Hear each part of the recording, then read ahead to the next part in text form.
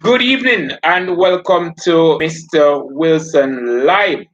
We are streaming from Kingston, Jamaica in the Caribbean, and we're covering content pertinent to the CXC CSEC biology and human and social biology syllabus. We're a little bit behind time, but we are here and we want to get this work out of the way. This evening, we're going to be looking at water pollution and possibly the water cycle. So just grab your friends, grab your colleagues, grab your classmates, and let's get it going. I observe on my side that I'm having some lag, and I also know that there's some disturbance on the outside, but there's not much that I can do to treat with that disturbance.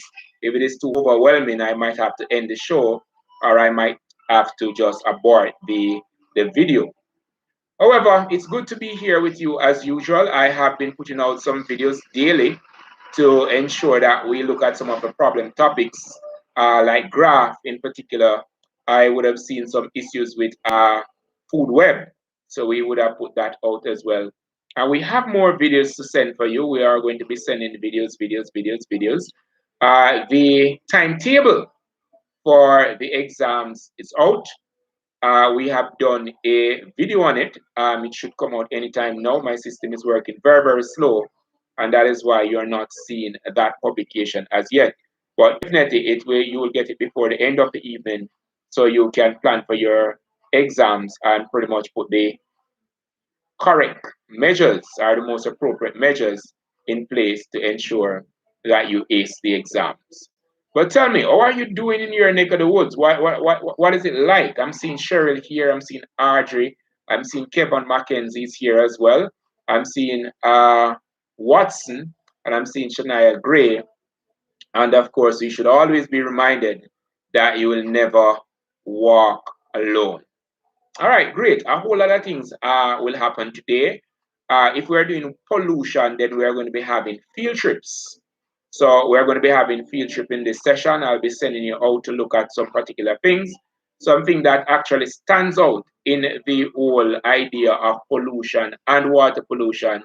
I'll be giving you some things that you'll have to go on YouTube, not YouTube or Google, whichever one, to find the information as it relates to the particular water problem.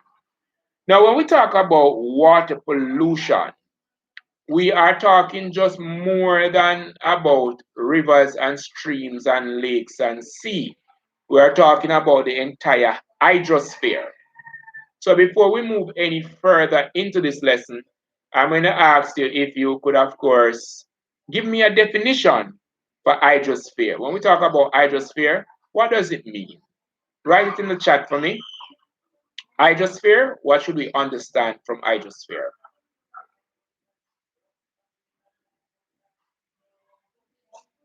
Then having done that, we are going to start our field trip. I want you to tell me about acid rain after hydrosphere. And then we are going to be going into the field trip, some things that you need to do before we get started with talking about pollution, as it were, with this syllabus. So find for me hydrosphere. Tell me in the chat what's hydrosphere, what does it refer to? And I want you to tell me what is acid rain as well. Those are very important in starting this conversation. Usually we are talking about rivers and streams when it comes to water pollution, but water pollution is just more than rivers and streams. We are talking about the entire catchment area, which would have been just about everywhere that you can go. Anywhere that there is water, it is of course a part of the catchment area. So really want to treat with that. As we speak, I am sort of multitasking, trying to get that syllabus out to you and waiting on you to answer just the same. Let me come on over and see what's happening. Good afternoon, Grant. We are waiting for some answers for hydrosphere, and we're also waiting on answers for acid rain. Now, when we talk about water pollution, the first question we need to answer, why is it that we even need to talk about water? What is the importance of water? Can somebody tell me in the chat? Good evening. Good evening, Martin.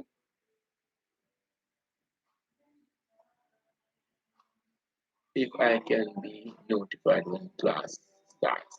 Okay, yes, you can be notified. All you need to do is to click the subscription button, click the notification bell, and there you'll see the option to be notified or select all. So just go back to subscription, click that notification bell, and there you can set it for you to know when the class would have started or when the classes are scheduled or when the videos are out. So that is up to you. You have to make that decision. There's nothing that I can do than for you to have the setting there properly set. So the first thing we want to know, the hydrosphere refers to all the water on the earth. The water on the earth, does it refer to the water? I am so disturbed by what's happening out there. The water in the earth, what does it refer to? I don't understand, and that is why I'm asking you. Water on the earth, what should we on? Oh my. Guys, can you hear that music out there? I'm like, I am competing with that sound. It is needed for survival of organisms since the body is made up of approximately 72% water. All right. Yes, you can hear the noise. All right. I'm going to see how best I can talk to this lady. There was an accident out there and she's not on her right side. So I am a little afraid to go over there and ask her to turn on that music because it might just get a little worse. I really don't want that. I don't know how to reach out to her because while the accident was out there, she was like really rude to a number of persons. So I am really, really challenged. I'm going to try one thing. I'm going to try to close the windows to see if that will help.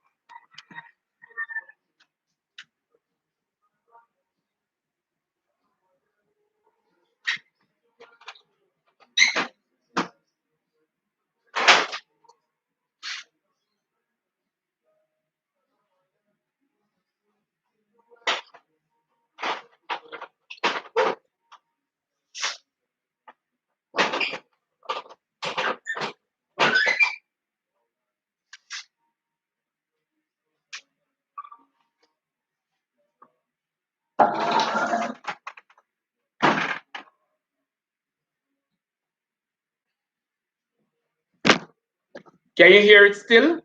I've closed up everywhere. I'm trying my best. All right. So water is needed to keep organism hydrated, yes, and cool during hot temperature. Also needed for plants to carry out the process of photosynthesis. Yes. Yes. And Bernard is saying that the water in the hydrosphere refers to the water in lakes, sea, cloud. There are other water bodies than lake, sea, cloud, and rivers. But I am trying to get you to understand that it refers to the water that you are walking through every day. We talk about humidity, the water that is suspended in the air. That is also a part of the hydrosphere. Now, we have to take care of that water as well, or else that water could become an irritant. Now, an irritant in the sense that while we burn fossil fuel, the exhaust from the motor vehicle, the sulfur from this fossil fuel combines with this suspended water particle and they tend to irritate the eyes when you are in towns and cities, and it could irritate the nostril. It could also irritate the throat. So we have to be careful when we talk about polluting water and polluting water bodies. There's also suspended water in the air, which is also a part of the hydrosphere, and this water must also be protected. So yes, we're talking about the liquid water, we're talking about the vapor water, this is a nice way to put it, and we're talking about solid water in the form of ice. All right, sulfur dioxide, very good. And we want to talk about, hey, Ramlogan, big up yourself. I want to talk about acid rain. So now we're talking about the water cycle. I am going to be going a little wider than the HSB syllabus. The students who are doing biology, we're going to be talking about that. Now, Ramlogan, while you're here, I'm going to just ask you to help me. You could just load in the chat for me the sampling mechanism for labs that include water. I've seen that some years ago on a exam paper. So before I get into that, I want to touch the sampling stuff, and then I'm going to get into water, and I'm going to be going wider than your syllabus. So to sample water, we use to check the turbidity of water. And when we talk about turbidity, we are talking about how murky the water is, whether you can see down in the water or you can't. we use what is called a secchi. It is really a black and white round disc shape thing. You could look for it. It's called secchi. It's named it's name based on a Captain Secchi. So it's called a secchi. What we do, we lower it into the water, and the point at which it disappear and reappear, we add and divide by 2, and that will tell us pretty much the measurement as to how murky the water is, how far in that water column we can see. So we use a secchi to look at that. Now, when we talk about how murky the water is, it brings us to a point of talking about water and it being the physical property of water versus the chemical property of water. That is something that we're going to be getting to as well. So another thing about, and the sampling method is for straight bio. If we're sampling in water, we used to do trawling. Now trawling is sort of illegal. What trawling means is that we tie this net onto a boat and we sort of pull it through the water column. In some cases, the net is sort of on the seafloor and it sort of disturb the seafloor or could disturb your coral. So we do otter trawling. It's called otter trawling, and net tied to a boat, and that is pulled through the water column. But I think that is somewhat illegal now. So we spoke about the secchi. We spoke about the trawl. Another thing that we could talk about is the sediment grab. Now there's this thing looking like a shovel, like a scoop, and it just fall down into the water and closes and then pick up, and it picks up what is on the seafloor or the bottom of the water there, and it gives you a good idea as to how murky or the amount of sludge that is on the water floor, be it sea, pond, lake, whatever. The grab does that. Then, so we're looking at some physical property here. Then there's also this, I'm not advertising for a company, but there's this equipment that we call the Ysi Multimeter Probe. And the Ysi Multimeter Probe is used to test water quality, in that it will test the amount of dissolved oxygen in the water. It will test the total suspended particles.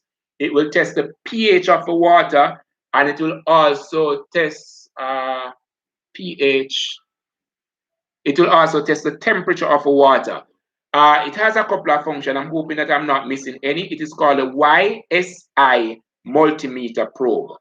Then there is also that which we call, I think it's called an echo sounder. An echo sounder is something that we use to check the depth of the water.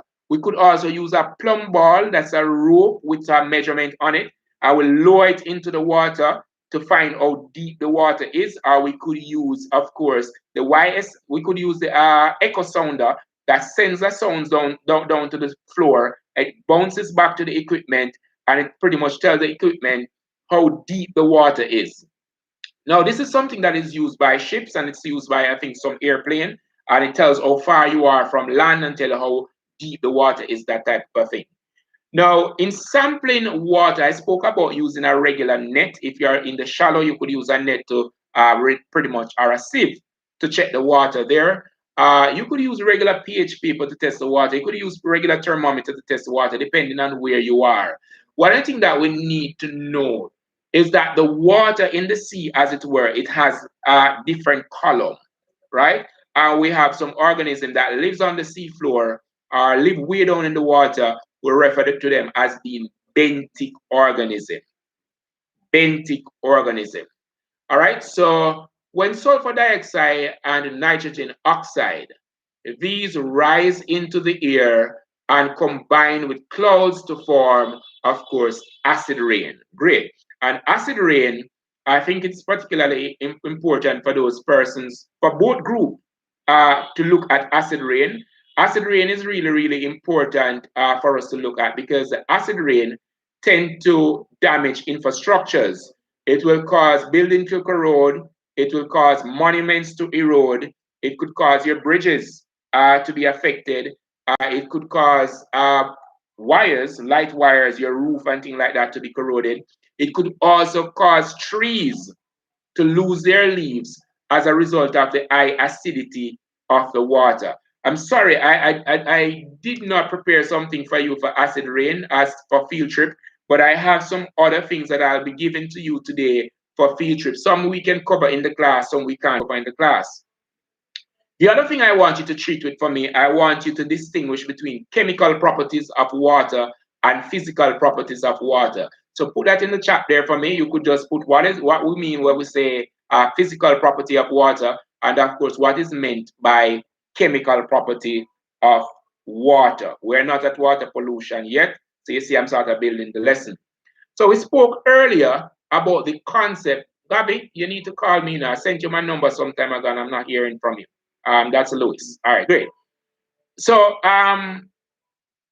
Gabby's here. Gabby, we're doing NV this evening, so it would be nice if you're here. I think you're doing about a master's or bachelor's in NV, so it would be nice if you stay with us. We're talking about pollution, water pollution, and we're covering both biology and HSB. All right.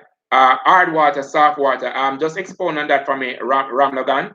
I don't think we deal with that at the CXC level, but we can definitely look at that. The persons who are doing chemistry, hard water and soft water is going to be very, very important for you. So I want you to find for me, just tell me what is what is the chemical properties of water. We'll talk about chemical properties, what we talk about. When we're talking about the physical property, what is it that we're talking about? Put that in the chat there for me. So I was about to say that we spoke about the uses of water, the importance of water, and a very key point came up that water is very, very important for food production, as water is a major ingredient in the whole process of photosynthesis. Somebody alluded to the fact that water is very, very important because it's a major component of our body, as it makes up a significant portion of the plasma, and there's no reaction in the body that takes place in a dry environment. So we need that moisture, we need that water. All right, another thing about water is that water is also used for domestic purposes. Like we use water to shower, and you can name the many things at home. Don't leave out any that we use at home for pretty much domestic purposes. We could also talk about the industrial purposes of water to cool equipment and so on. And that's when it comes in very handy in the lesson, because when we talk about water as a pollutant, and we look at hot water that is pretty much coming from a cane factory or coming from a sugar factory or coming from a power barge, that hot water and the tailing and settling point, we're going to be talking about that in the lesson as well. Ramlogan is putting some things in the chat. You want to pay attention to those as he makes mention of the chemical property of water. We're looking at pH, right? And that speaks to the acidity of the water. As it speaks of physical property of water, we could look at density, we could look at the boiling point, freezing point. We could, of course, look at the turbidity of the water. Now, in industries, we are looking at water being used for a number of things. We use water to cook as well. Outside of that, water is also used for recreation. Water is used for agriculture. So we go to the sea, we have water sports and all of those stuff. So water pretty much serves a very, very important purpose in our lives. And for that reason, we need to look at water. So our first field trip this evening will take us to the Ariel Sea. We are not going to be there for long, so you need to write it down so that after the class, you could really treat with the Ariel Sea. And it is spelled A-R-A-L. A-R-A-L. I'll pretty much tell you about, type it in the chat for me, somebody. The Ariel Sea is one of those things that happen where water was overexploited. And this fourth largest, should I say, lake, this is the fourth largest lake in the world, which was referred to as the Ariel Sea. It had dried up as a result of the redirecting the water for agricultural purposes. This lake, which was once a livelihood of persons, dried up. There's work being done now to restore the lake. However, that was really a major issue over the years with this lake being dried up. It is the fourth largest in the world. And can you imagine a lake that a ship could sail on would have been dried up? That is something of major concern. And one of the things that we have to look at water, because if we don't, we could be without water, as water is considered to be the next goal, the next liquid goal. As fossil fuel now seems to be a goal, water is said to be the next liquid goal. So we need to protect the water. Another thing I want us to look at, so you would have had the Ariel Sea. Thank you very much, Mattis. The other thing I want to look at, as it were, we're going on field trips all over the place. We're going to be looking at the oil spill of the Exxon Valdez, EXXON, and it might be, you might see the pronunciation might be different for Valdez. So we talk about Exxon, VALDEZ, Valdez. All right, so it's EXXON, Exxon Valdez. You want to look at that to have a good appreciation of what an oil spill could mean to the environment and water pollution. Now, the Exxon Valdez was pretty much an oil tanker that was pretty much transporting oil, and it run aground. And what happened is that there was a mass oil spill, which pretty much killed a whole lot of organism. There you would have seen Mr. Lewis posting 1989 oil spill was at the Exxon Valdez. I really don't remember the date.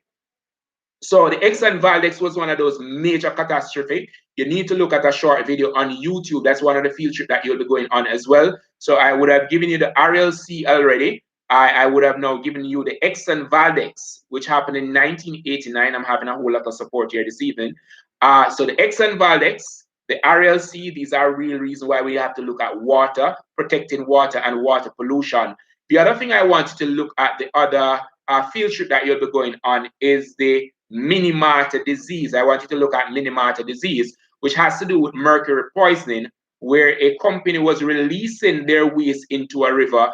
And of course, what was happening then is that the fish were being affected, cats were eating fish, cats became mercury poisoned, and what was happening, they were having this shake, and they were like moving in a circle. I think after some time they realized that human was affected. Later, I think about 12 years later or something like that, after the first death, that was a point when they actually realized that this was as a result of chemical being released by this factory. So you want to look at the Mart disease. That's a field trip that you need to go on. And this is, of course, mercury poisoning of water. Mr. Lewis, it's from that oil spill that the protocol in having cargo oil spill was developed. That was a very, very big cleanup, and I really don't want to get into the cleanup. So I want you to go on the field trip. That's the purpose of having a field trip, to go on these field trips. So you need to record these, and you're going to go to YouTube to have your field trips. I can't take you on a field trip. I don't know where in the world you are. So we looked at the other thing I want you to talk about. I am not going to leave my country out. We would have had instances in Jamaica. I think somewhere in Yuaton or Linstead, there was some leak or some discharge from a bauxite company, and that too caused some fish kill. There was also in St. Elizabeth, Jamaica, where the court had ordered a company closed as a result of discharge on the Black River, which eventually killed some fish. So that was a major thing here in Jamaica. There was also a gold mine in Jamaica, in Clarendon, that had some cyanide leak, and that had to be closed down. I don't know if you are going to get videos on the Jamaica field trip, but there's actually literature you could find on that if you so desire to find. Now, I want to also go on this big one, the Great Pacific, no, let me go to this one first, the garbage barge. I want you to look at the garbage barge. What was the garbage barge, and the whole problem with solid garbage? Solid garbage, that was a big thing. It was like all over the world, this garbage barge thing. So I want you to look at the garbage barge as one of your field trip. Another thing I want you to look at is the Great Pacific Garbage Patch. Now, the Great Pacific Garbage Patch, this refers to the sea, and the area that is polluted with solid waste in the sea is way, way bigger than Jamaica. I want you to go to YouTube, look at that as well, and I want you to treat with that and look at the importance of properly disposing of our garbage, and look at the whole concept of reducing, reusing, recycling, and refusing. So reducing, refusing, recycling, and what's the other one? Tell me the other one in the chat. Great. So we looked at that. Then there's another thing I want you to look at, and I'm going to bring them back in the lesson again as we go along. I want you to look at the concept of red tide. Red tide. Now, red tide refers to algal bloom in the water tends to become red, blood red, and it gives off some neurotoxin that fish tend to consume. Now, if you are supposed to eat this fish, what is going to happen? It's going to poison you as well. So you need to be familiar with the concept of red tide, because it tends to happen more so in summer when the concentration of nutrient in the water is much greater, and as a result, what happens is that it allows or foster that algal bloom. When we have this algal bloom, the water, like I said before, has this neurotoxin, and it could be detrimental to you. So we would have looked at that. Another thing, the last thing, I think this is the last field trip I want you to look at. I want you to look at what is referred to as the dead zone. Now, when we talk about eutrophication, I'm going to be pulling back on content from the field trip. So make sure you write these down and you're able to find them as we go along. So we spoke about acid rain and all the things we need to look at for field trip. I am not still comfortable with what we have said about physical property of water. I'd love a working definition rather than just examples. I want a definition for the physical property of water. Then you can cite the examples. And then I also want I want a definition for the chemical properties of water, and I want you to cite example. I'd love to have it that way so you can have an appreciation of what you're doing and why you should do it. So we're going to talk about pollution. And I don't want you to fall asleep on me, so I'm going to be giving you some work. So pollution, simply put, is the introduction of contaminant, or one might say pollutant, to the environment. Pollution is the introduction of contaminant or pollutant to the environment. Now, your pollutant is pretty much anything and everything that pollutes the environment. Now, your pollutant will come in the following forms: solid, liquid, and of course, gas. Solid, liquids, and of course, gas. Now, examples of pollutant in the Caribbean would have included things like plastic, metal, fabric, sulfur dioxide, oxides of nitrogen, carbon monoxide, carbon dioxide, hydrocarbon, oil, hot water, suspended particles, sewage. A long list there I would have given to you just now. So a whole lot is to be said about pollution. So now that we talk about pollution and we understand what is pollution, we understand what is a pollutant. Now I want you to tell me in the chat, based on what we have said, what is water pollution? So tell me in the chat there, what is water pollution? I'll give you some time to check that and post it. I'm still waiting on the physical and chemical properties of water.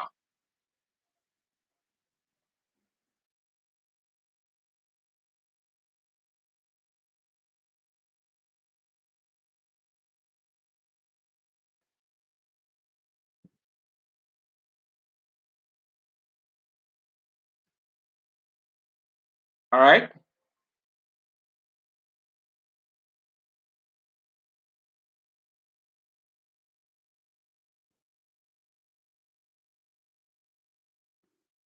All right. I am working on a thing here for you. Why did that happen?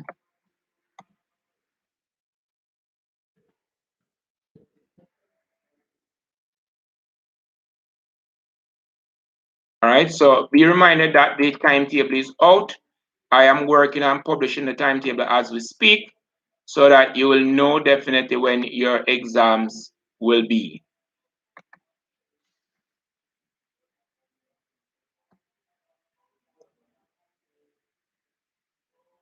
All right, so you're going to be working on that for me. Give me those in the chat.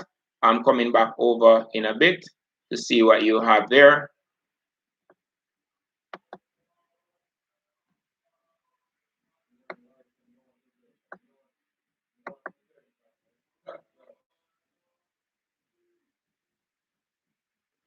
I have had persons asking about working biology papers. We are working all papers, but please be reminded that the questions that we have been sending out, the single question, while it might be a HSB question, the topic is pertinent to both biology and HSB. As such, we suggest that the bio students become pretty much familiar with the content so that when they get to that exam, they won't be worried about not being able to master that. We have also been looking at a number of graphs, the different graphs that you say that you can't do, to ensure that we have them all ready for you.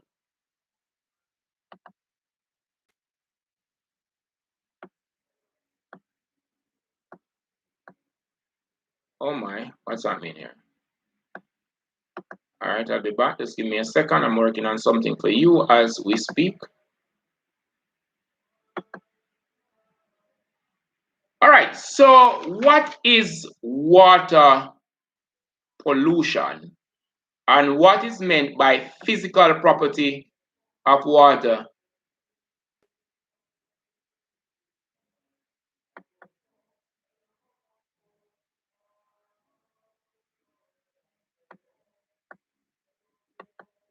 I'm sorry, guys. Just give me 1 second. I'll be back with you. 1 second. All right, just give me a few.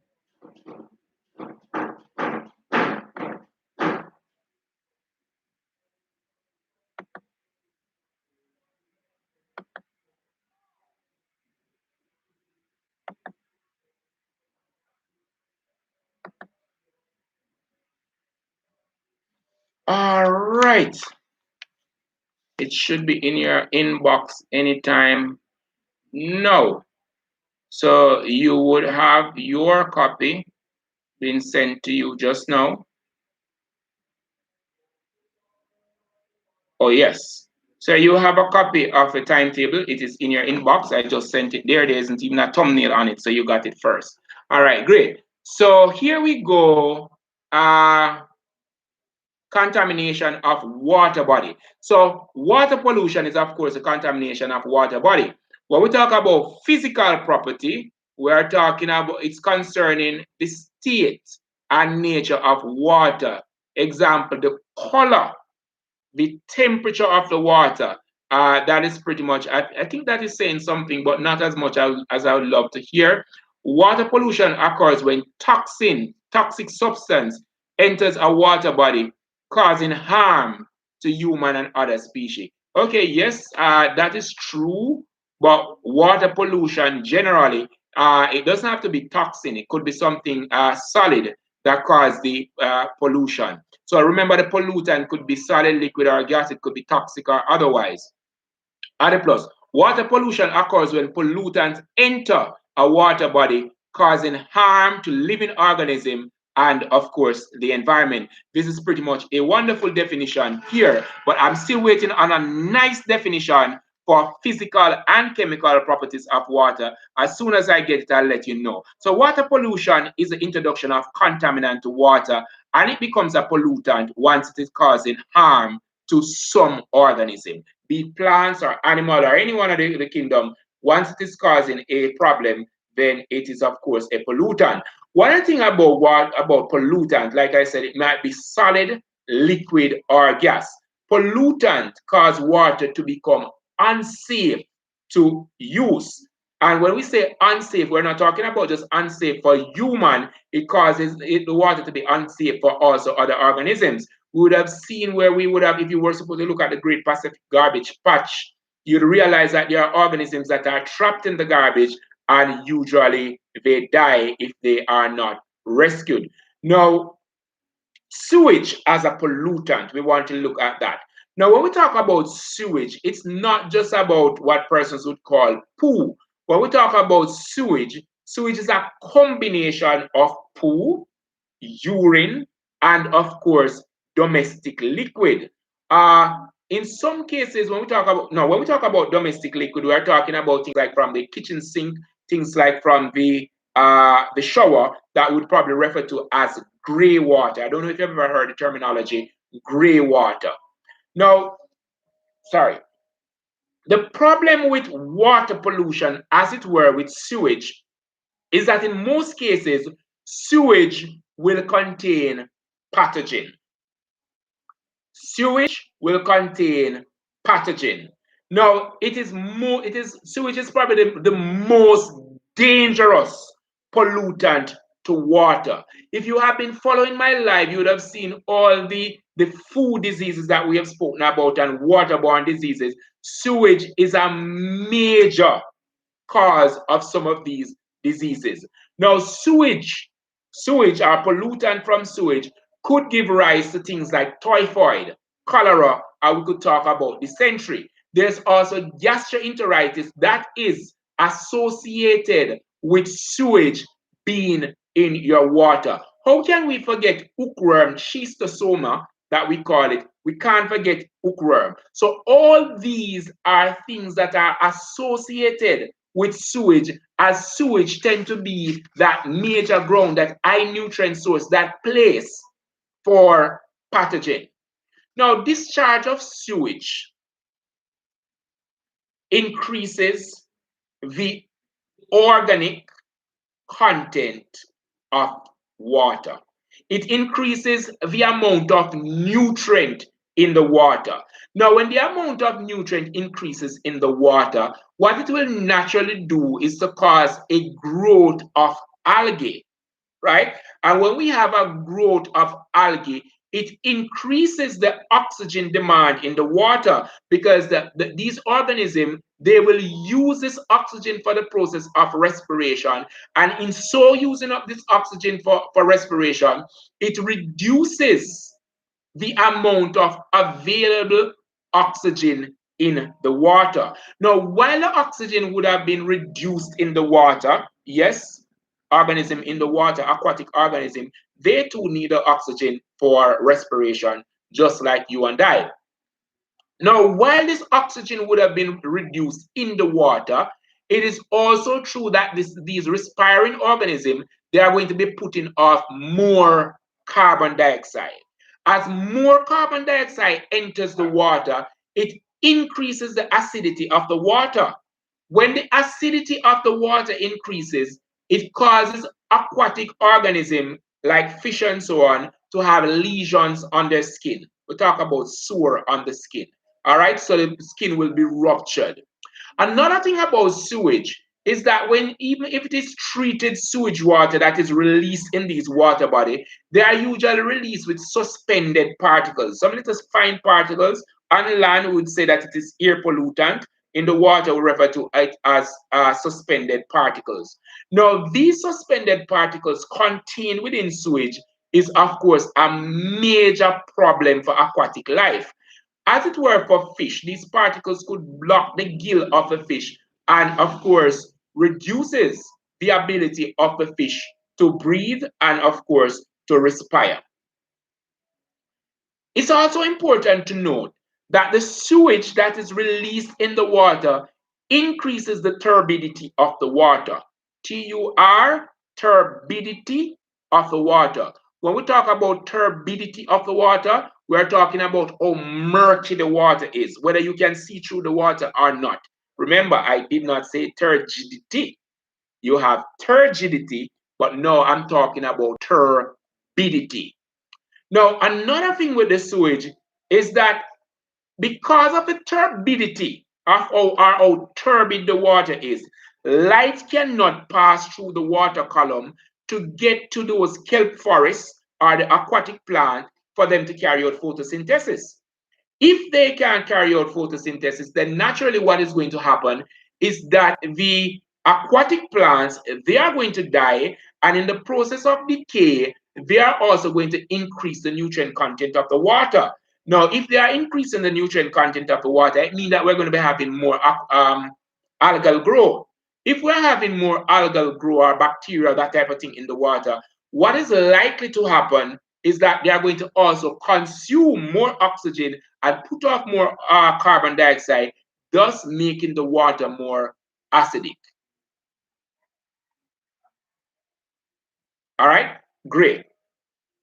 Now, it will, of course, also stop that oxygen from the atmosphere from entering the water column. I'm sorry, just let me pause. I really don't work with CXC. The timetable that I would have sent, it would have sent out by CXC and I would have published it. So it is actually the CXC that will be doing timetable for January 2022, not Mr. Wilson. I am sorry. All right. Then another thing is that if the oxygen is blocked from entering the water, the oxygen that is in the water is being used up, then naturally we are going to have the death of aquatic life. Now, the condition might change downstream if it is running water. The condition might change downstream. But usually in the sea or where the water is all contained, like in a pond, that type of a thing, usually it doesn't change, right? And if it does change, it would include or pretty much require human intervention. So sewage is a major pollutant. And when we talk about sewage, always remember those diseases that are associated with sewage being a contaminant or a pollutant. We spoke about typhoid, we spoke about dysentery, we spoke about cholera. We, of course, spoke about schistosoma. And when we talk about all this, we also spoke about photosynthesis not being able to take place. We spoke about the idea that oxygen will not be able to pass through and photosynthesis is not able to take place because of the highly turbid water. Now, while sewage might be that leading pollutant or the most dangerous pollutant in water outside of oil, we also have to take in consideration detergents. Now, there's detergent that when we release them in the water, they tend to form foam on the water, or suds, some might say. And when this happens, that also blocks the sunlight. Now, while it is solid, it tend to have solid particles, and these two could affect aquatic organisms. The sod also blocks oxygen from entering the water, and it is, of course, going to kill aquatic life. Once we talk about aquatic water pollution, we're talking about the possibility of organisms dying, and hence the big reason for us to want to protect our water bodies or protect the hydrosphere. Now, remember that just like sewage could cause, based on the nutrient content, detergent can also cause eutrophication. That's EU. Now, eutrophication refers to the aging of water, and this is something that you will see when you go on your field trip to look at the Mississippi. Now, eutrophication is the aging of water. The water becomes stagnant most times, and it becomes green in color in most cases. When this happens, there's a limited oxygen in the water, and what will happen is that organisms will die, the aquatic life below will, of course, suffer. There'll be depletion of oxygen, and of course, because of this excess growth on the top of the water, that too will block the sunlight from entering the water for the process of photosynthesis to take place. Now, detergent also increase the carbon dioxide concentration in the water. Remember, our concern about this increased carbon dioxide in the water is because it increases the acidity of the water. And if the acidity of the water is increased, it is going to cause the fish, most of these aquatic life, to, of course, have lesion. Now, there's also the increase, we spoke about the increased acidity, we spoke about the turbidity. I'm not seeing this on your stuff, but I need to make mention of it. The increased temperature of the water. The increased temperature of the water also helps to increase the acidity of the water. And the increased temperature of the water as a result of global warming will cause what we refer to as coral bleaching. When we have coral bleaching, what does that mean is that the zooxanthellae that is on the coral that shares that mutualistic relationship with the coral, they will die, resulting in the coral dying later. Remember, the coral, they are alive. They are not stones, they are actually alive. A lot being said here. I'm not too sure if you can get all here, but I do hope that the replay will be available and you can, of course, treat with it then. Some detergent are non-biodegradable. And that is a very, very important thing. When we talk about pollution, the concept of biodegradable and non-biodegradable is very, very important. So if we're using detergent, we want to ensure that on the package, it is saying that it is biodegradable.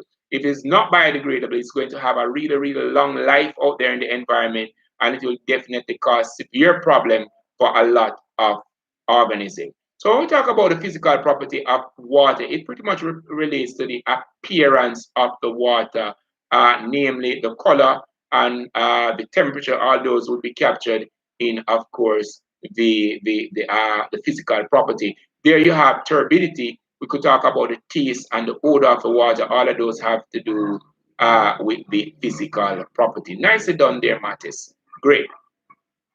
Having done that, we're now on our field trip oil spill, and we're looking at the Exxon Valdez. And you are going to see from that video the major issues that we had with that oil spill. When there's an oil spill, what tends to happen is that oil spills are usually from tankers. Tankers, ships carrying the oil, we might have them from industrial discharge from factories and so on. We could have like runoff from the road, a vehicle breakdown. All this little oil accumulates and they tend to cause a problem. Now, there's also the problem with the oil being on top of the water. It forms a film on the top of the water. And this film on top of the water, it tends to prevent the aquatic life from breathing, from getting the access to that oxygen. And it also prevents oxygen from entering the water. The oil also tends to clog the gills of fish and again prevent them from breathing. So that will eventually cause death. The oil on the wings of birds and how thick the oil is in the water, it will restrict the movement of organism, and it will also stop the process of photosynthesis, as it, depending on the color, will of course reduce the amount of sunlight or prevent sunlight from passing through the water column, and that will again stop the process of photosynthesis. So that could result in the death of aquatic plants, aquatic organisms, of course, could die as a result of oil spill.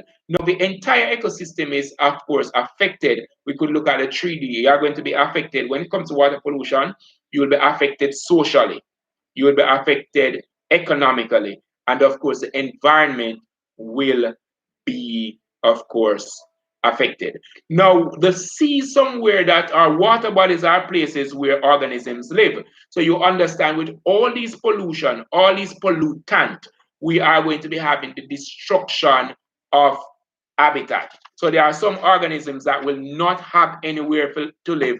And as a result, they might go searching for somewhere and we'll be forcing them out on what we refer to as the edge. And then thereafter, they could become extinct. So industrial pollution, industrial water pollution, when we talk about the discharge from the factories, like the Minamata, when we spoke about things like the Black River discharge, when we spoke about the Yuatan R. Linstead discharge, we're talking about industrial pollution.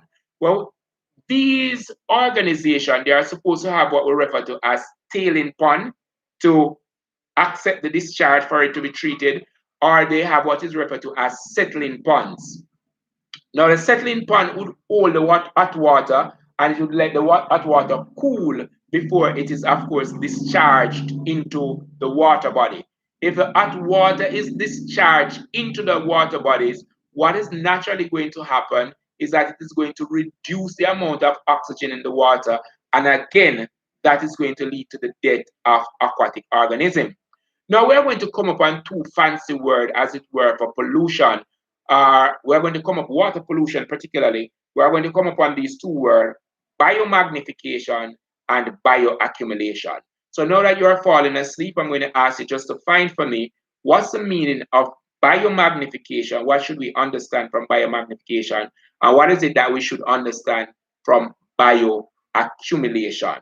Now, having done that, we're going to dive right into pesticide pollution and the effect of pesticide and fertilizer as it relates to the Mississippi problem and as it relates to the high nutrient content in our water body that would have caused the heavy growth of plant-like and plant organism in our water body. We're also going to be looking at DDT, which is a banned pesticide, I think, in the Caribbean because of its residual effect. When we use DDT, it pretty much has a very, very long life in the environment. And when you visit your water bodies, rivers and streams, the DDT having been leached in the soil and enter our water body, you see this ice sod or foam on your water body, and we spoke about what that does to organism. So we have to be careful. DDT is not used in the Caribbean because of it not being biodegradable. It doesn't break down readily, and because organisms that consume this will of course retain it in their fat cells, and they are able to pass this toxin along the food chain. Now, while some organisms will, of course, consume the toxin, the poison, and they will have it in their cell, so it will accumulate.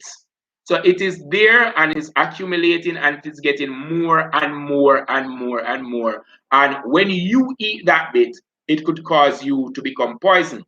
Then there is the magnification. Amos here with bioaccumulation is a gradual accumulation of substances in organism. So what you're going to find is that you're going to have like a shrimp taking in some toxic. So one shrimp taking in a little bit of toxic. You have a bigger fish eating 10 shrimp. You have a bigger fish eating 10 of that fish. Then you have a bigger fish eating probably 20 of that fish. And what you are finding is that there's this multiplying effect from one shrimp to a dozen shrimp to 10 fish, 20 fish, 30 fish. And then the larger organism, that apex predator, having consumed so many of these, then what you're going to find happening is that the toxin would have accumulated and become so detrimental that it could cause the life of the organism.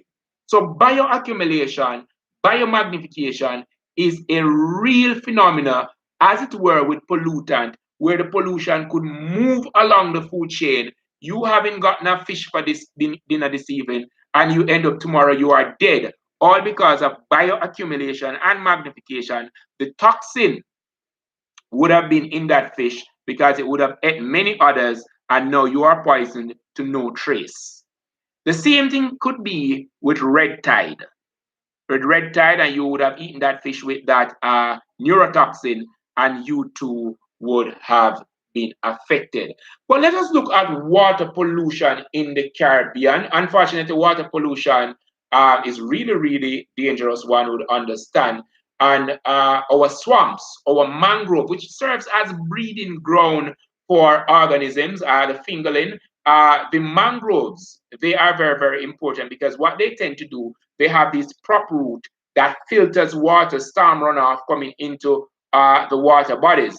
And when we have the water being polluted, in some cases it could cause the death of the mangrove, and of course it could cause the death of the, it serves as a refuge area. So the smaller organisms that come there for protection, having lost these areas, of course, the organism will eventually be on the edge and eventually they will die. So, of course, mangroves and swamps, they provide a refuge, and we want to ensure that we protect these areas.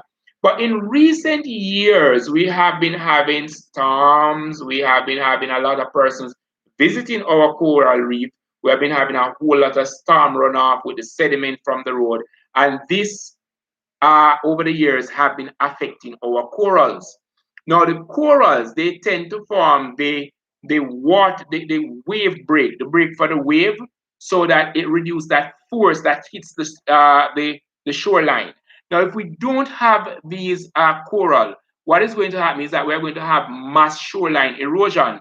As such, we have to ensure that we reduce or stop the pollution of all types to our water bodies. A lot been said there about water pollution. I looked at pollution in the Caribbean. We have persons who are visiting the coral, they are diving, they are snorkeling, and they are damaging the coral reefs. We have we have hotels and big industries that are releasing things into the water, and the suspended particle is, of course, causing a problem. We spoke a little about pollution, as it were, for pesticides. for pesticides and fertilizers, agriculture, so on, which is a major pollutant. But then we try to strike that balance with pollution versus production. And we have to try to find a common ground to exist.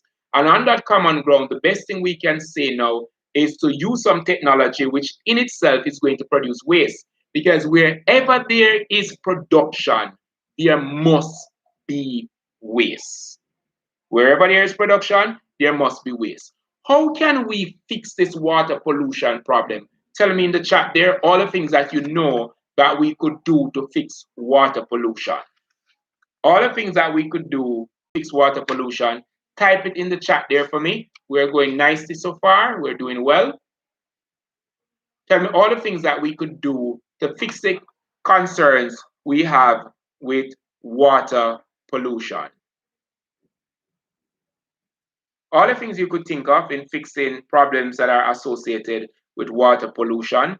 And water pollutant, remember, they include our vectors, disease-causing organism, vectors, things that transmit the pathogen. We have pathogen that are also pollutant. We have toxic chemicals, which are many. We could think about DDT. We could think about many other stuff, oils and so on. We could think about, you could do some more reading on that or do a YouTube video on that. We could think about the organic matter from sewage. We could think about the disposal of mineral salts and of course, suspended particles. Dispose of waste properly. But what does it mean to dispose of waste properly? All right, so we're now talking, first we could talk about the carrot stick approach. So carrot, we provide incentives for persons to consume less things that are going to be going to our landfill and in our water bodies. Then we could use a stick where we use laws and penalties to penalize persons who are not following the rules. We need to have public education campaign so that persons understand, like we're doing now, that which they do, how it affects the environment. We could reduce the excess usage of fertilizer, or we could reduce a lot of things that we're doing. Instead of we buy these overly packaged items, we could stay away from those overly packaged items. We could refuse. Don't use things that really don't make sense. Just don't go out and buy some whole lot of toys that you know they are going to damage within a couple of days. Try to buy things that are hardy and that are longer lasting. All right, throw waste into places such as, don't throw waste into places such as drain. Make sure that the things that you are consuming in most cases, they are biodegradable, so they can be used in compost heap to reduce the amount of pollutant entering the environment. So we could reduce, we could refuse, we could reuse. So like a soda bottle, we return the soda bottle and they put us, and this is something, just let me stop here. There's this concept about reuse versus recycle. What's the difference? If you are reusing something, it is being used for the same thing. So for example, if you have like the glass bottle or those big bottles that you go to top up with water, if you go and fill it with water a number of times, and that is what it was made for, that is reusing it.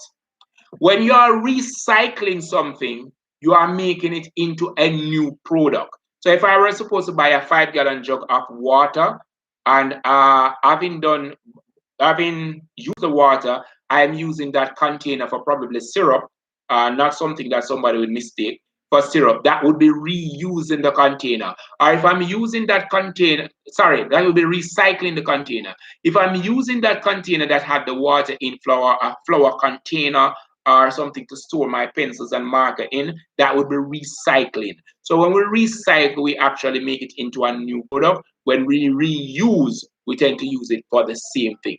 So we must always, to curtail the problem of pollution, we want to consume things that are biodegradable.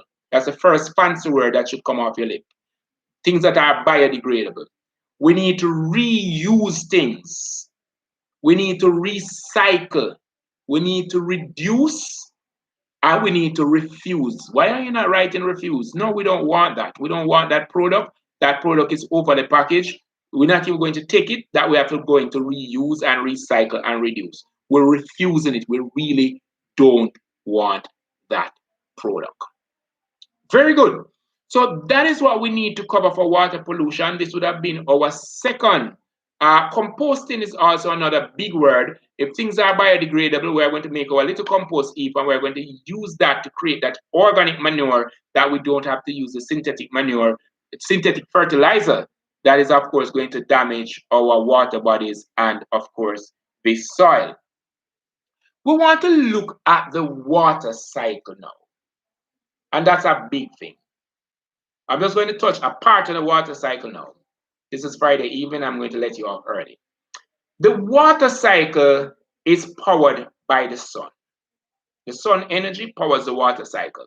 So what we have happening in the water cycle is that we have a couple of ways in which water is returned to the air. Can you tell me in the chat how water is returned to the atmosphere?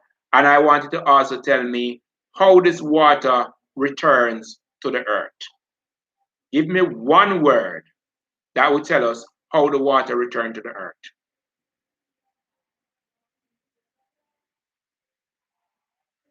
All right, so we have water going into the atmosphere by evaporation. And this evaporation is from our pond, stream, puddles on the road, from your body, evaporation. Recycling involves separation and reprocessing of resources in a product, while reuse means to use again for the same or different purpose. When you recycle, it's a new product. Reuse is for pretty much the same thing in most cases. All right, when we go to the different purpose, it start to put it, you make over the thing usually when you recycle. You make over the thing. All right, there's a thin line there, a thin difference, and we might argue that for the entire night. All right, there's a very thin line there. All right, great. So we're talking now about the water cycle, which involves water entering the air, which is then condensed into cloud. So water leave the atmosphere by really three main processes. We would have respiration from most organisms. We would have transpiration from the plant, and we have evaporation. Now the water returns to earth in the form of precipitation. Now, precipitation is a big word that covers rain, sleet, snow, all those stuff. Now, our water on Earth is pretty much, don't forget transpiration, evaporation, respiration, transpiration. Our water on Earth is stored in many places. It is stored in aquifers, and aquifers are naturally formed underground well that water is stored in under the ground. It is also stored in rivers and lakes and ponds and stream. All the water, it is stored suspended in the air. It is also stored in our ice cap. It is also stored in the cloud. And all this area here is referred to as the water catchment, and it is also referred to as the hydrosphere. Now, there is a diagram, I think, in your textbook that looks at water, as it were, for the surface. I want you to familiarize yourself with the water, as it were, stored on the surface. Now, there are different types of wells. I want you to look at these different types of wells. And when we meet on Sunday, hopefully I'll be able to talk about water purification then. And having talked about water purification, I think I'm going to slide after water purification into, of course, sewage treatment. So remember when we talk about water purification, we're talking about chlorination.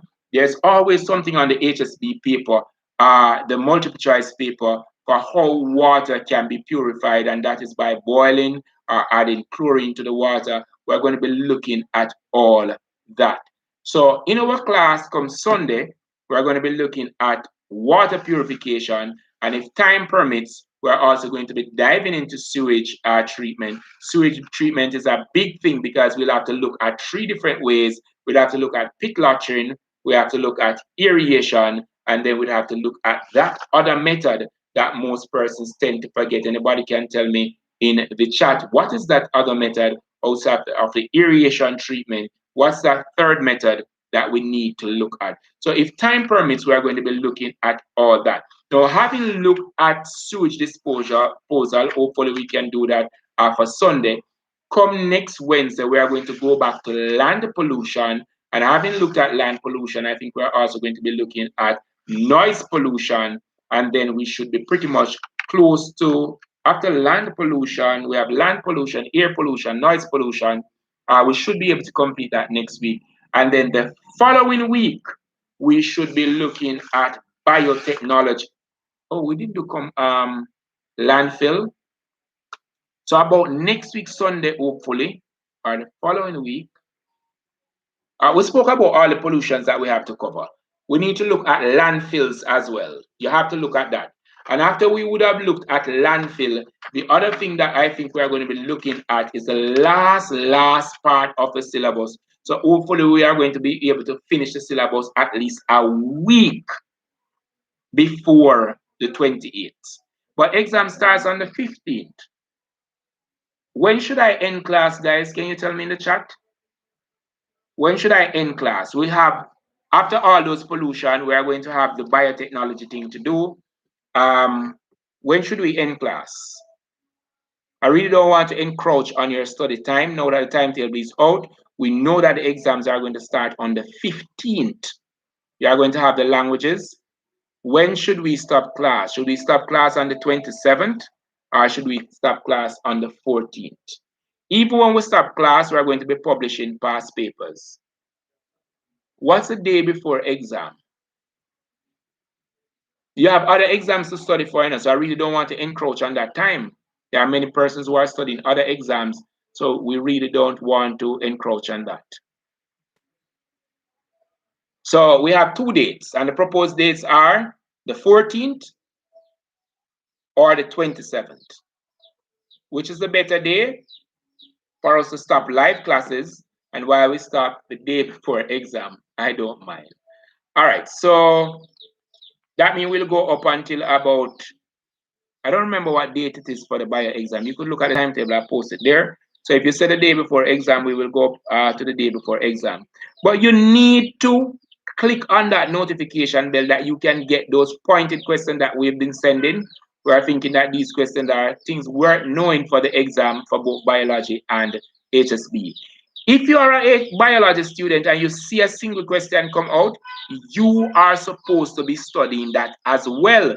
Don't say to yourself that this is HSB. It is not the full paper that we're sending. We are going to be sending out the 2016 paper by about Monday. You should have the 2016. And we're going to be working on another paper, one to send out today. No, we sent one today already. One to send tomorrow, one to send Sunday. So we are releasing a paper every day of the week. You are going to be getting at least one past paper question answered. Mark Millen. Sir, right now, not even sure I'm doing exam. There is a situation right now I'm trying to sort out with the ministry. That's very frustrating. Oh, wow. We're praying for you. Sure, you never answer. You sent me a question about 2-3 times on YouTube. The thing about it is that I did not get to look at the question paper to see what exactly you were asking about. So I'd ask you then to type the question for me and the answer that you had proposed for me to answer. I really didn't get to watch the video. I really don't remember what was in the video. I know I saw your stuff. I know I replied to you. I know you sent again and I didn't get to reply. So if you can do that for me, it really nice to help me. Sometimes I don't have time to go through the video and look for these stuff. But if you send the question and say, well, this is what the question was, and this is what I had, can this work, that type of thing, I should be able to help. But sometimes I'm really pressed. You see, I might be here for late for classes, and that is a part of the reason. Sometimes I'm really pressed. So I really want to answer your question. If you could just send it for me, copy, paste, send the question, that type of thing, what you want me to answer, that would be really nice for me. You'll be helping me and helping with the time, limited time that I have. All right, so we would have wrapped up what we wanted to cover today. It was really fast, I am hoping that when we release this video, YouTube won't flag it because of the music in the background. They are really, really strict on things like these. They tend to flag them and it's used against it, that type of thing. But there's not much I could have done this evening. We have to cover the back of the syllabus. But guess what? All this pollution and garbage and technology stuff, it is not like we are wondering if it is going to be on the exam. We are certain that it's going to be on the exam. We are certain. And that is why I have not gone and I'm doing these past paper. We are trying to get these questions in, so that you can treat with them. We had a question for this evening, but I'm going to forego that. What I'm going to do, I'm just going to answer the paper, send it out to you, and you can look at it and see if you were there. If you are not there, just get there. All right? Great. Do we have any questions or concern, anything we'd love to share?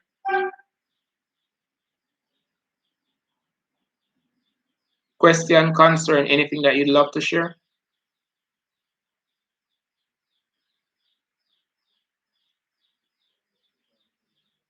Any question or concern, anything you'd love to share before I leave?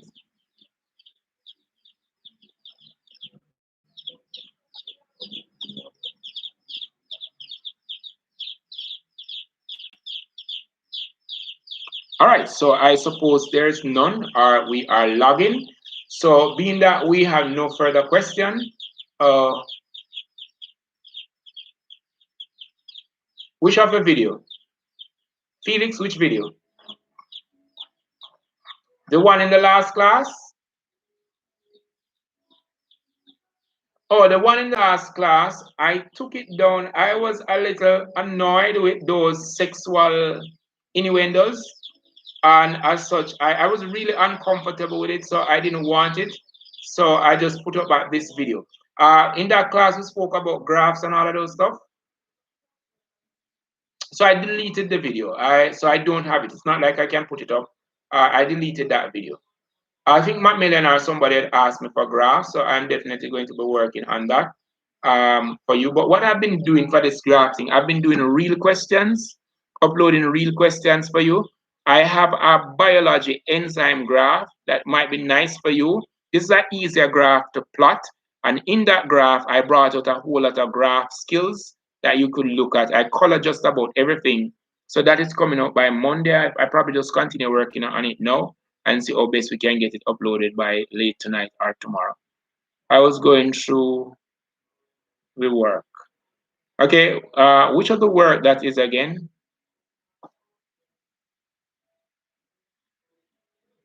Retaining information.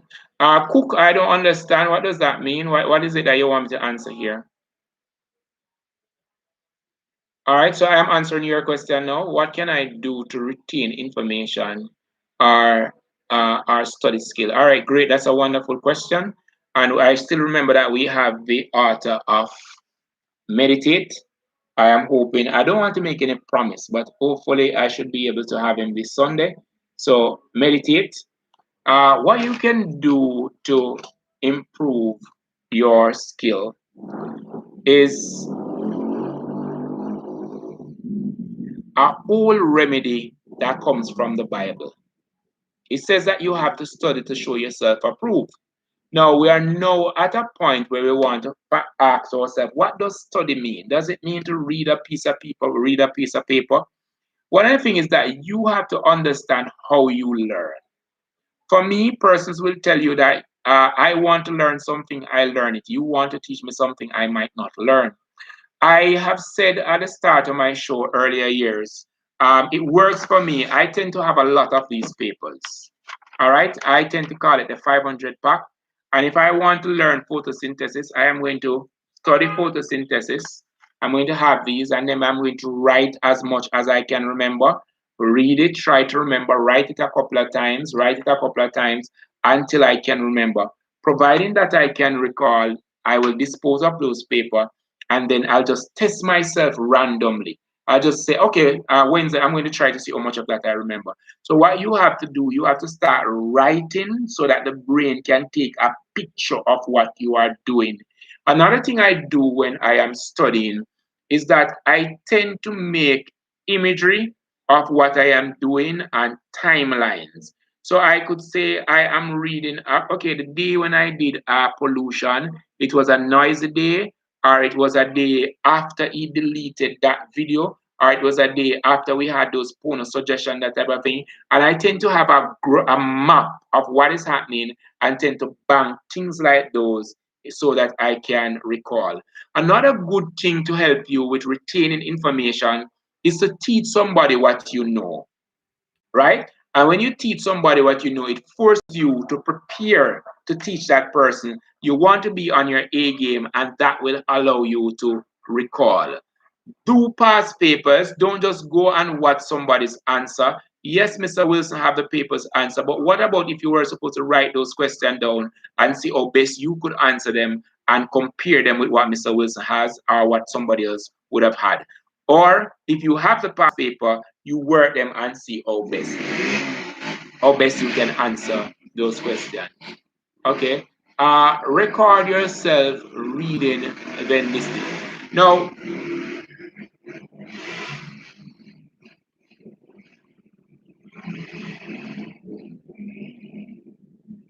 you must know what you know and don't know. Don't lie to yourself. Don't lie to yourself. You have to find a way to help yourself. I am an early sleeper. So don't expect to find me 8 o'clock up. I am fast asleep. That's midnight for me. But at 2 o'clock in the morning, I'm up and I'm always reading something. I am not the brightest bulb. But guess what? I tend to read a lot.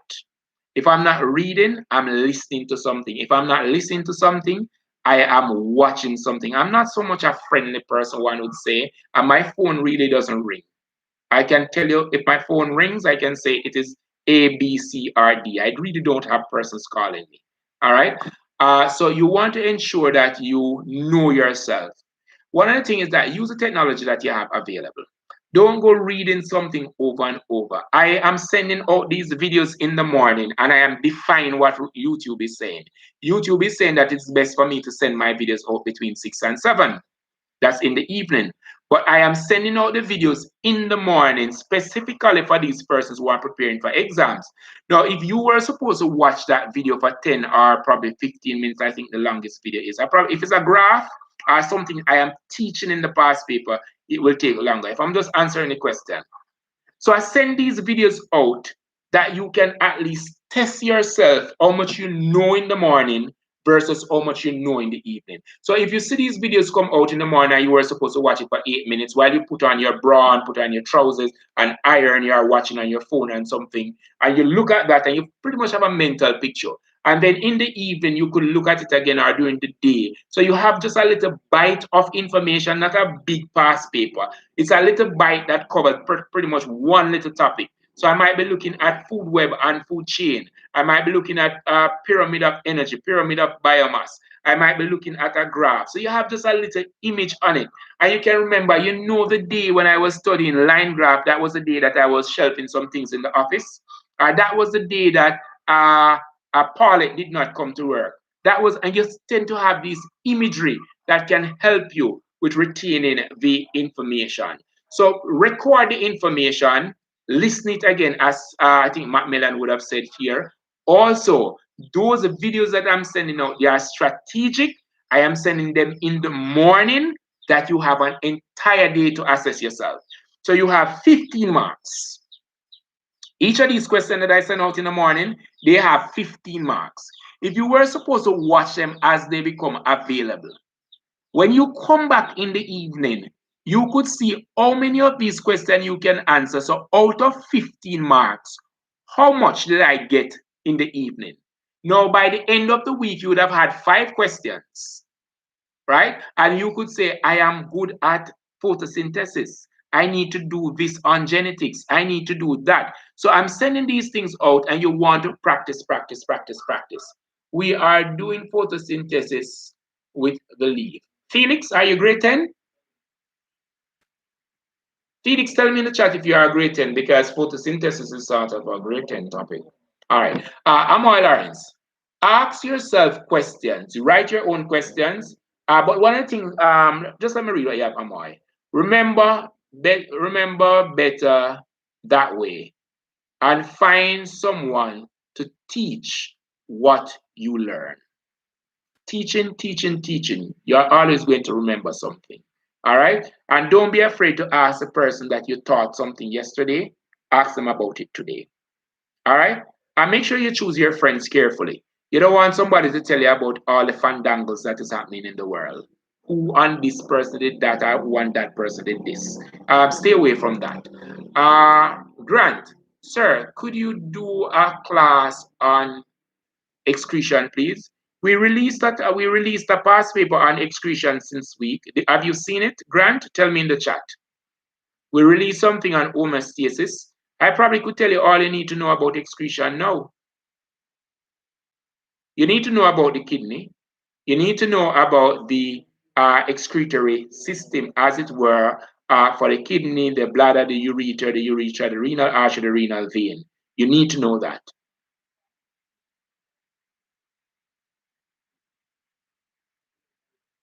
The video I deleted had photosynthesis. Was that the video for the last class? If that's the video you're talking about, the lesson for photosynthesis is online. I would have released the video since week. So you need to go to that subscription button, click the notification, or go to the back end of my channel. I have released a video every day since week or two. All right, and it nicely covers photosynthesis. And I see. I'm sorry, that is not true. The photosynthesis question is on the 2016 paper, and that paper becomes available by Monday. It's on the 2016 bio paper. It will come out shortly. Don't worry yourself. We're going to treat with that. All right. Let me see here now. Sir, could you do? So we did excretion. So you need to look at having looked at the urinary system there, you are going to look at the kidney and the parts of the kidney, the kidney. You are going to look at the medulla, you're going to look at the cortex. You need to know the difference between the coloration between the cortex and the medulla. You need to know where in the kidney the parts of the nephrons, the part of the nephron is found. As to the Bowman capsule, the proximal convoluted tubule, the distal convoluted tubule, the loop of Henle, and the collecting duct. You need to be able to say that. You need to say what's a function of a various part, like the pelvis. You need to know what's the pelvis. You need to know what is the ureter. And you must be able to distinguish between the ureter and the urethra. All right. I like to tell my students the one with the least letter comes first. So that's the one leading from the kidney. That's the ureter. Another thing with the kidney, you need to understand that the kidneys, they are bean-shaped organ located in somewhere close to the back, and they are responsible for filtering the blood. You cannot go to the exam and not know about the nephron. We have a video on the channel on the nephron where we would have covered all that you need to know for CXC. Not for another exam body, but for CXC. So if you go to the back end of my channel by clicking the blue icon there that says CSET Biology TCP, go there and scroll through and look for the nephron. And it should cover everything that you need to know for CXC on the nephron. All right, so you need to know the nephron. Now, having known the nephron, you need to know the excretory organs. All the excretory organs, you should know them, and you should also know what is excreted by these organs, right? It's also very important that you know the skin. The skin is the largest excretory organ. It's a system that we refer to as the integument system. Now, you need to be able to label the skin. Both groups, you need to be able to label the skin and say the function of the various parts. Please be reminded that the skin is very important in controlling temperature and in protecting the organism against pathogen. Another thing that you need to know when it comes to excretion is that you have to understand homeostasis. Now, when we talk about homeostasis, that is maintaining a constant internal environment. So you have to have a good grasp of osmoregulation, the feedback mechanism, in that the positive feedback mechanism and the negative feedback mechanism. You must be able to treat with that. You must be able to tell how the body regulates the sugar, or it regulates water, or it regulates temperature. All those we would have covered on a live. You can find it. Somebody can tell you. I don't remember the volume. So all those are the things that you need to look for excretion. We would have pushed out a topic on excretion because we know that excretion is going to be there. If it's even the homeostasis section of excretion, that's going to be there. You need to know the nephron. Be comfortable with the nephron. If you want me to tell you all the diagrams that are possible on the exam, I could do a video on that because we have a good idea what the diagrams might be for the exam. All right, so let me see what happens here. The video you deleted, oh, photosynthesis with the adaptation of the leaf. I wasn't finished going through the information. I'm so sorry, Felix, but I'm going to upload that bit of information again. Macmillan, yes, that teaching works. That's how I mastered homeostasis. Topic, there we go. All right, very good. And master is a nice word. All right, so is there any other question? I want to tell you guys something before you. None of you should go into an exam and can't draw a food chain or a food web. None of you. The head of the arrow tells the organism that is doing the eating or the consumption. So the head, the pointed part of the arrow, tells the organism that's doing the consumption. Right? I'm seeing persons drawing food web without an arrow, just some line. That's not a food web. There's a convention as to how it is drawn. I'm seeing persons drawing food web and they are turning the arrows upside down. No. Remember, the hardest thing for you for a food web is going to be this. Your producer can be a plant that you know, or it could be algae, or it could be whatever. You could say algae, or you could see phytoplankton. You could see as the smallest animal, you could see zooplankton. After that, all you need to know is your trophic levels, and having known the trophic levels, you should know what is the role of each organism in your food chain or food web. Always remember, as you move from producer to consumer, the amount of energy available will be reduced. And it is reducing because organisms are losing energy by the process of respiration, particularly, and egestion. Right? So while they move about and they are respiring, they are losing energy. And some of the food that was not actually converted to chemical energy or heat energy, it's going to be passed out by egestion. All right? So you need to have a grasp of, and you know about decomposers are things, you know about decomposers. Decomposers are your fungi and the bacteria, and they are responsible for cycling nutrients. And bigger than decomposer for the bio students, you are going to have the detritivores. All right, so the detritivores are going to be like your wood lice and your millipede. Both detritivores and decomposers are both considered to be saprophytes. Saprophytes are organisms that are feeding on dead and decaying organisms. All right, so you should have a good grasp by now of section A of the syllabus, and you should be paying now more attention to the middle of the syllabus, looking at the menstrual cycle that gives everybody problem, be able to draw the male reproductive system, the female reproductive system, knowing about genetics, because genetics is always on your multiple choice paper. One question makes a whole world of difference. You need to know about the pollution, the diseases, you need to know about those. As we get closer, I think we're going to be able to sort of zero in on the topics. Now that we have the timetable, it makes better for us to practice.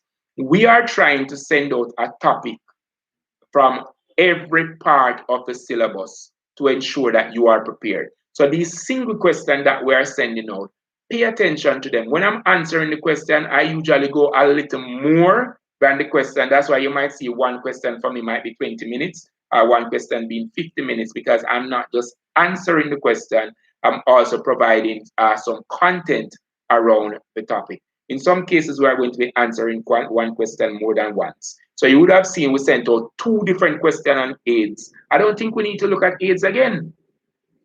And then we are going to go to other topics that we are going to repeat and want to try. We're going to be sending out some single paper, but every day we are going to be sending out a single question.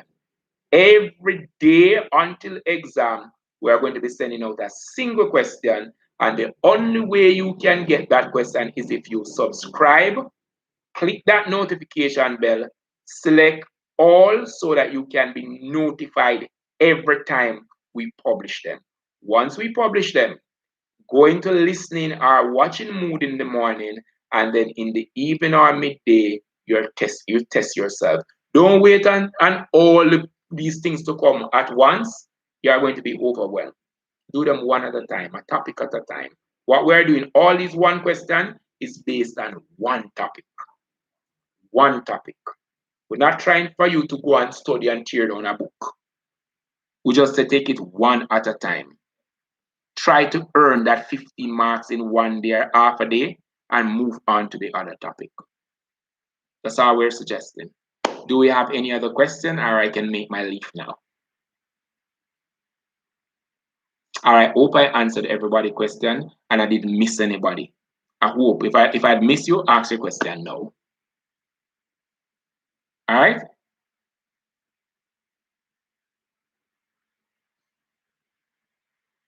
All right, so I take it that everybody is satisfied. Well, if you never get to the top of the mountain, remember to show someone the way. It is again my pleasure to be here with you. I will try to be here with you until exams. I do hope that you are putting in that work so that after the exam, when the results are out, you'll be back on my live that my juniors can see that you did well. And of course, you are going to give me some favorable response in the comments as to how you benefited so that other persons will feel comfortable being a part of this class. I'm going to ask you guys in short order to tell me the top YouTube channels for education, as we're going to be doing a vlog on that so that we can reach to all our students. Those persons who don't know where to find a YouTube channel, we are going to be taking that information and we are going to be publishing it so that everyone can have access to this channel. I'm not being paid for this. I'm just trying to reach students. That's what I do. Someday I'll get my pay. I don't know if it's when God come or when one of you have $1 million, you'll send me $500,000. I don't know. But I'm just trying to do what I can do now and hope that in someday the favor will be returned. All right. So my pleasure. Have yourselves a wonderful evening. Take care, Cheryl. Bye-bye.